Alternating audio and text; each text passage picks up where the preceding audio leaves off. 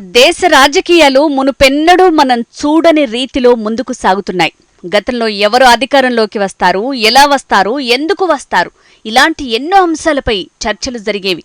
కానీ ఇప్పుడు ఆ చర్చలు అస్సలు లేవు. అధికారంలోకి ఎవరొస్తారో డౌట్స్ లేవు. అధికారం ఎవరిదో కూడా ఇట్టే తెలిసిపోతోంది. అందుకు కారణం ఎవ్వరైనా చెప్తారు. దేశంలో ఇప్పుడు ఒక విపత్కర పరిణామం కనిపిస్తోంది. ప్రధాని నరేంద్ర మోడీ ఏలుబడిలో వరుసగా 2 టర్ములు అధికారంలోకి వచ్చిన బీజేపీ ఇప్పుడు మూడోసారి విజయం సాధించి హ్యాట్రిక్ విజయాలతో సత్తా చాటాలని భావిస్తోంది. ప్రధాని నరేంద్ర మోడీ రోజురోజుకు గ్రాఫ్ పెంచుకుంటూ బీజేపీకి ఈసారి తిరుగులేని విజయం సాధించే దిశగా అడుగులు వేస్తున్నారు. అందుకు తగిన నేపథ్యాన్ని పార్టీ యంత్రాంగం తయారు చేస్తోంటే మోడీ రేసుగుర్రంలా దూసుకుపోతున్నారు. ఇప్పటికే బీజేపీకి 370 స్థానాలు, ఎన్డీఏ కూటమికి 400 స్థానాలతో ఎన్నికల్లో విజయం సాధించాలని నరేంద్ర మోడీ లెక్కలు వేస్తున్నారు.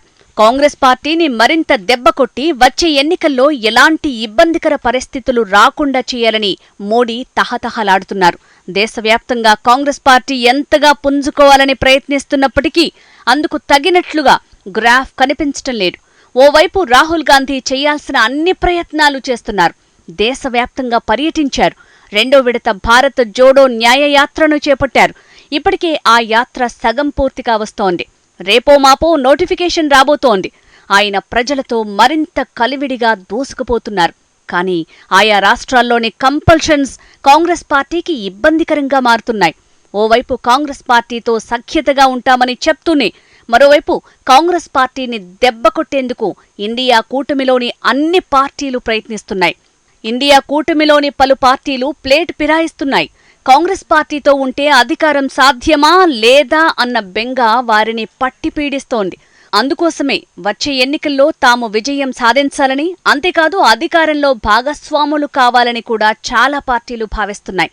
వాస్తవానికి ఈ నినాదం అందరూ చేసేదే.